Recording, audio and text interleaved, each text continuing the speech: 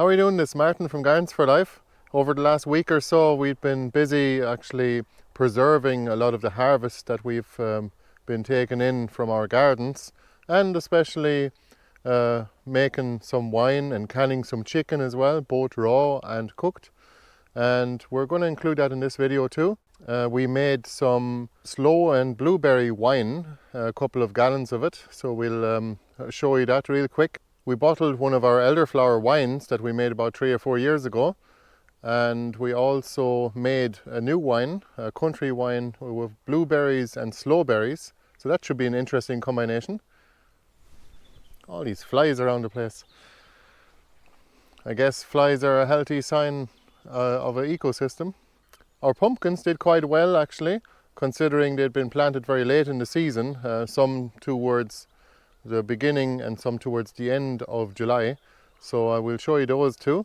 We also bred our rabbits this week, so that's going to be exciting. Let's see if we're going to have young rabbits in about 30 days. And don't forget about the hedgerow harvests. We're going to be making a lot of elderberry wine and also rhubarb, but remember that you have to have Glaston's Perpetual as a variety if you want to be able to harvest rhubarb after midsummer. But the elderberries are growing in abundance here in Ireland anyway, and it's worth making a bit of countryside wine. You can also have a look at our website. There's a recipe to how to make elderberry and slowberry wine. It's actually the same recipe for both. And there's cordial as well for the kids and for us. And we're finally going to be announcing our no-dig gardening course, the online course that we're going to have available on our website for pre-sale in the next few days. So stay tuned, and if you sign up early, if you buy it in advance, you'll get a substantial discount. And a lot of people have been asking us over the years to make a video course, and we just literally never got around to it, but we're working on it, and it is quite a bit of work. So we'd like to find out how much interest there is out there, so that's why we're going to make it available in advance before we actually put it up.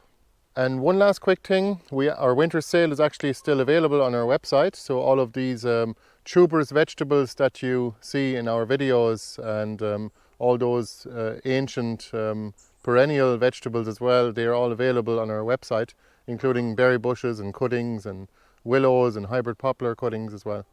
So let us know if you have any questions, and please leave comments below.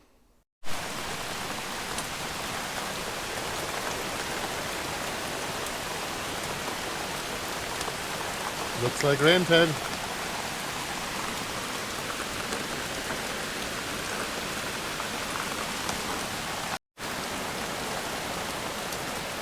As me outlet used to say, the rain is good for the spuds. Well, this is Sunday, of course, my day off, and it's raining, so can't even host a workshop today or get any work done outside.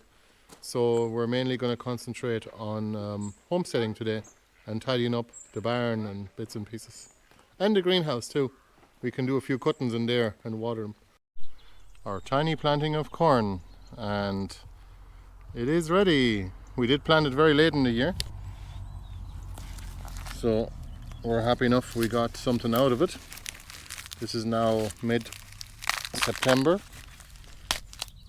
and it still managed to ripen. That's awesome. Is it any good? Sweet? Eat yours. It's juicy. It is good.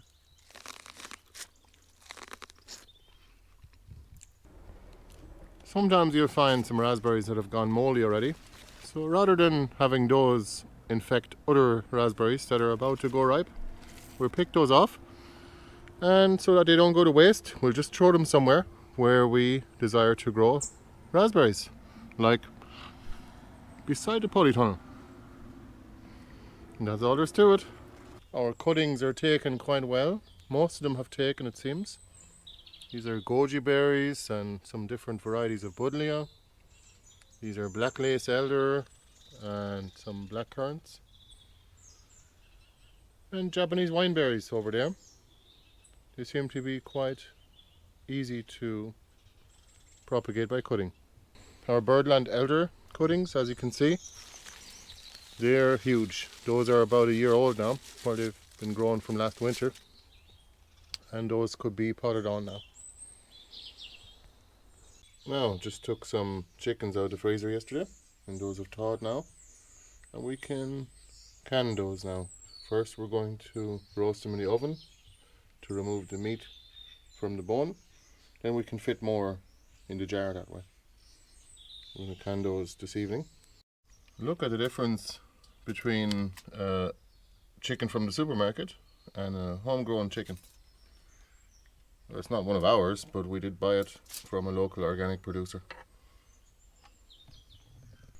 So instead of doing this in the kitchen, having chicken juice all over the place, I said I might as well do this outside. There you go, 4 on a tray, and in the oven they go.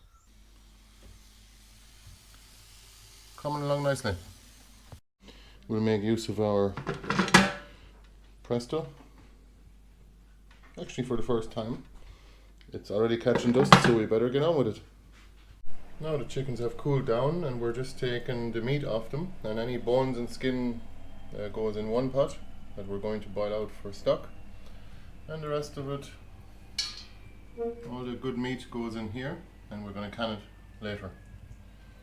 As soon as our other two, as soon as our other 2 chickens are done. Now that's all the jars cleaned, and that's 6 chickens in 5 1-litre jars. We ended up with 2.5 jars of chicken broth as well. Long-term storable, a bit of work in it though.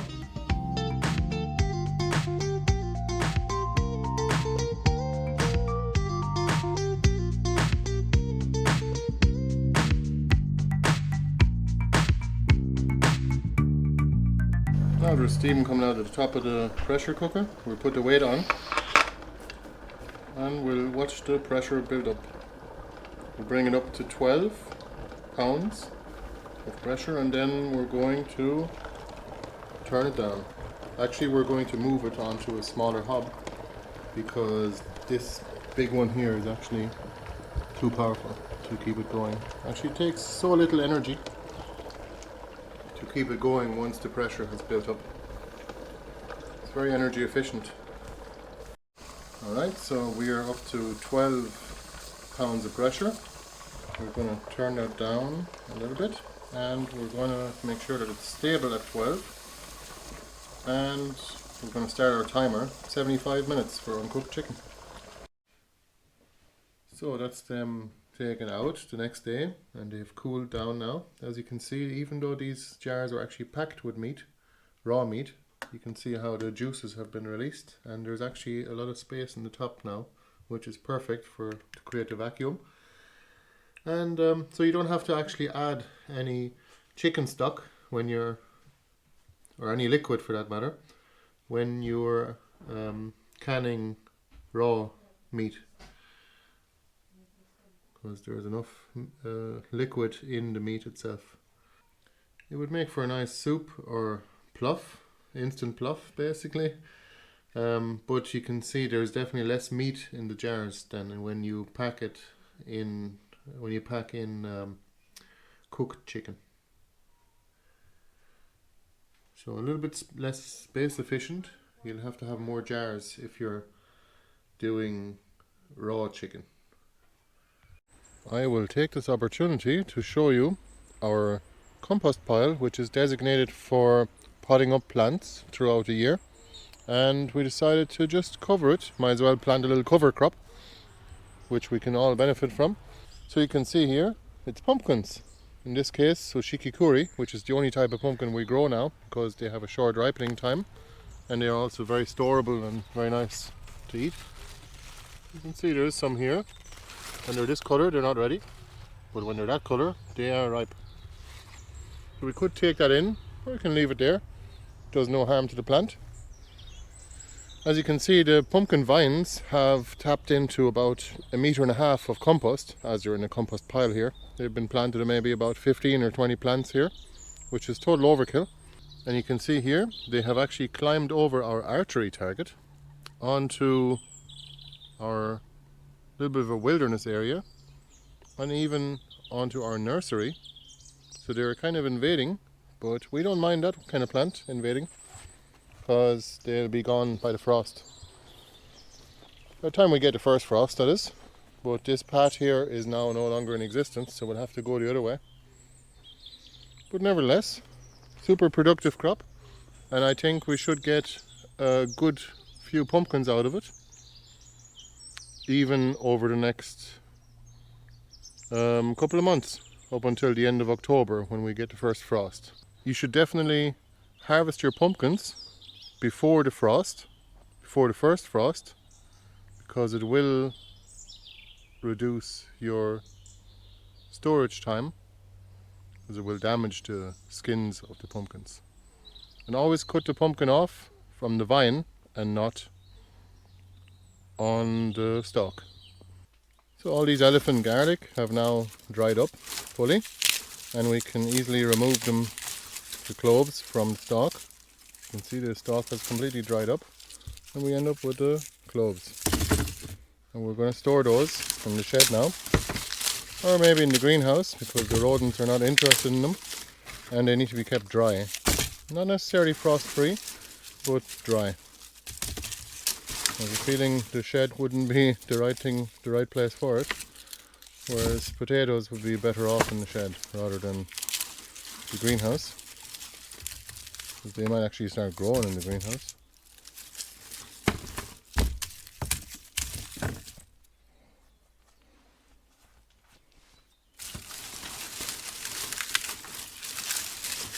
If any of you are still looking for elephant garlic, we still have some available on our website, and you can still get the discount, the early bird discount as well, for 15% off.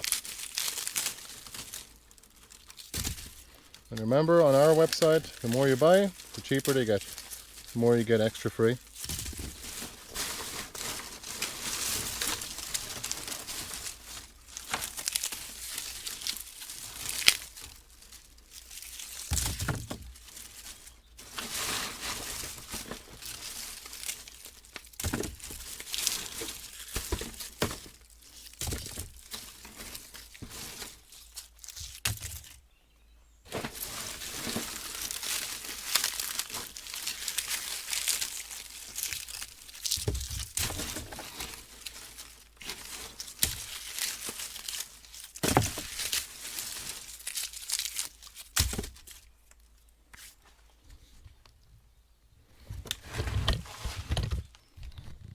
Do a few more here. We have some Isle of Wight garlic here, and the Oerprei, which is the bulbous leek from the Benelux, or from Belgium specifically. They do grow quite big as well. You can go into clusters like that, kind of like garlic, but you can then plant in each individual clove and you get a cluster like that next year. They don't necessarily need frost though, they just multiply from the bottom up with new cloves developing all the time. It's perennial, of course. Again, those are also available on our website if you're interested. Well, with the Oerprei, something that I just noticed is that when you dry them very well, you can actually just rub them off the stalk, rub all the cloves, and you can see how easy they come off. Definitely makes life a lot easier. Check it out. Definitely, if they come off easy, they'll actually be in better condition too, to be either stored or planted again. Here's a big one. Well, don't worry if they've gone a bit green from being exposed to the light. You can still plant them or eat them. I don't think they do much harm. They might turn out a little bit bitter, but I'd say just keep the green ones for planting, and the rest of them keep for eating.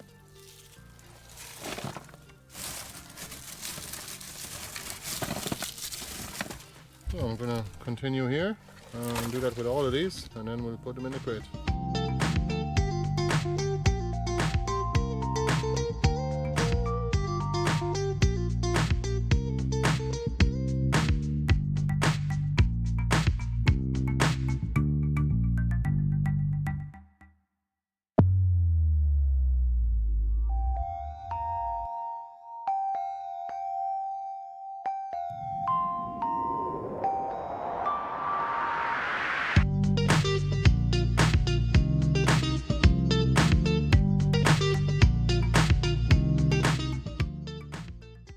Yes, we've also been busy cutting out a couple more cages for rabbits. Just like these. And there's a latch.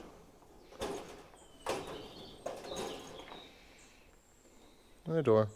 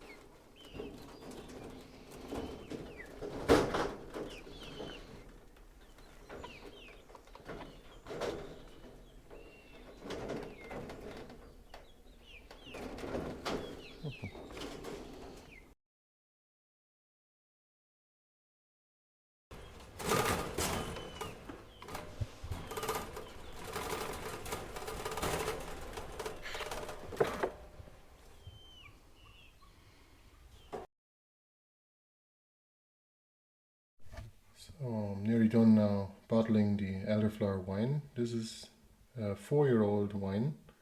Actually, it was made in 2017, so it's technically 5 years old. As you can see, I'm almost done. And I have all these bottles already done. With the right equipment and a tap on your bucket, bottling couldn't be easier.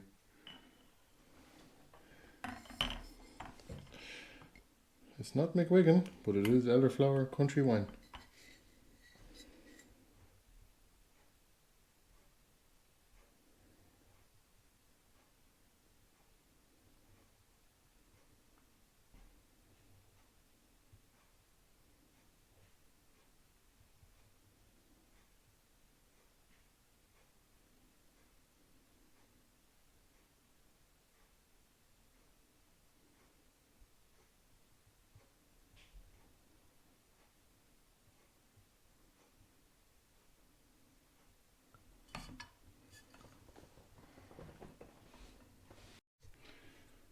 So we've disinfected the caps and the bottles, and off it goes with the rest of the bottles. Those bottles are going to be good for basically indefinitely, many years.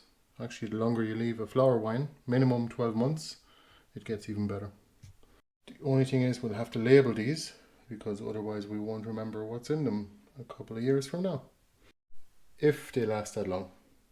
We got some sloe berries here from last year, and some blueberries that we had left over. Actually not our own, but these were bought. And some more sloes. And we're gonna dump them all into this. Now, these have been frozen. You only need to freeze them for 24 hours. Just to release the juices when they thaw.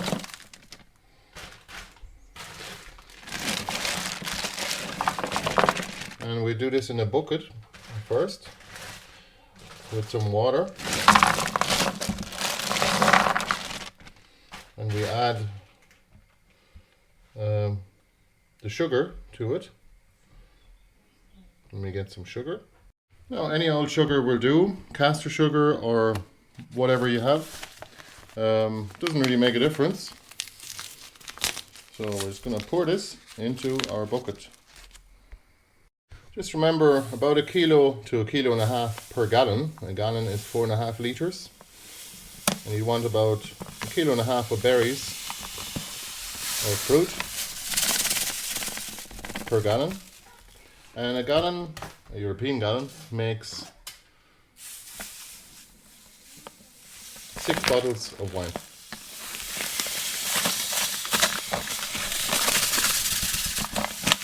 Now we're going to fill that up, and we're going to overfill it with water slightly. Of course, first hot water, and then we're going to stir it. Then maybe a little cold water. And then we're going to mix it all up and pulp it in a few days' time. And we're going to fill it into demijohns. And these are demijohns, just a 5-litre glass bottle, and you can put a airlock on top. Nice and neat, and then you leave it for 4 weeks to ferment till it stops bubbling. And we'll just pour several kettles of hot water onto it.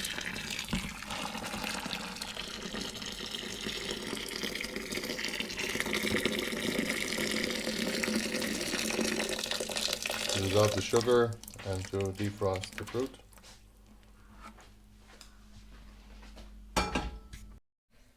So I've just pulped the berries by just mashing them with my well cleaned hands, and I've topped it up to 10 litres now, so that we end up with 9 litres after removing the pulp. So we get 2 demijohns full, but not quite full. You need to keep a bit of room on the top for the air to escape.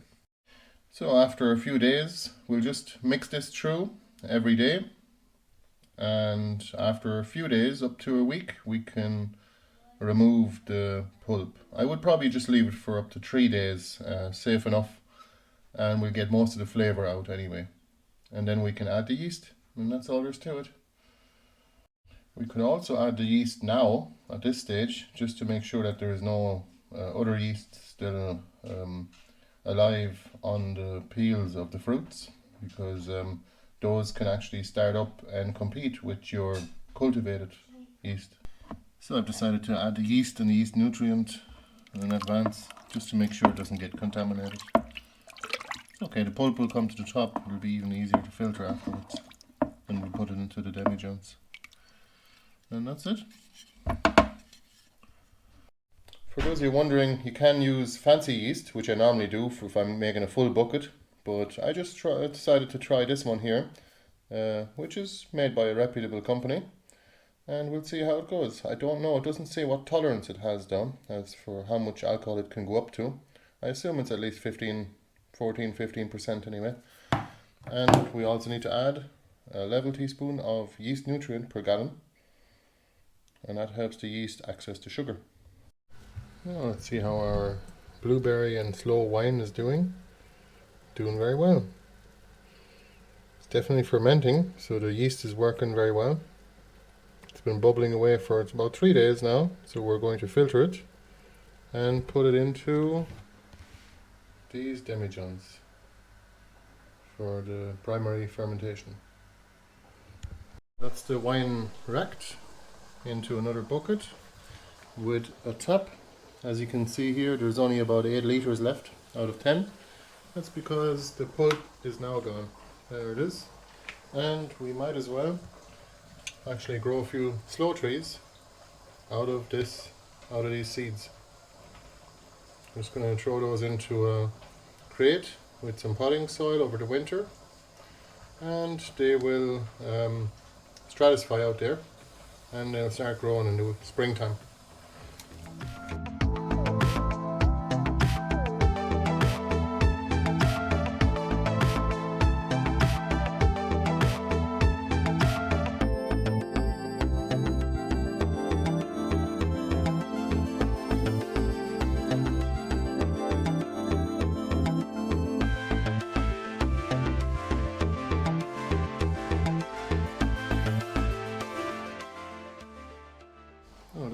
box on.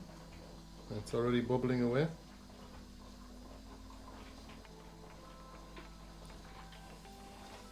And a new bunk. And that's the wine. About 9 litres of it, 8.5 litres. Always good to keep a bit of air on the top. Let us know in the comments below if you want to know more about making wine. We can make more videos about it. Our purple tree spinach is going to seed, as you can see, and this year we're not going to miss our chance to collect some of it. This has actually been self-seeded. We didn't even have to plant these here this year, but they do spread a little bit if you let them. We're definitely going to have a ton of seeds though to share with you all. Look at the abundance of leaves on those plants, and you can utilize those from June to October. A whole pile of leaves. And seed heads too. Those are a bit like quinoa. They can be eaten in the very same way, and you can just saute them in the frying pan for a minute. We also made a few more plants as well. And those are lamb's ear. A few different berries here, and pineapple sage. There's the last few grapes now. These are so good, and we have another variety here as well, and we've been nibbling away at this bunch of grapes because they weren't quite ready yet. They're getting there now. Thanks a million for watching the video, and we will see you in the next one. All the best. Bye bye.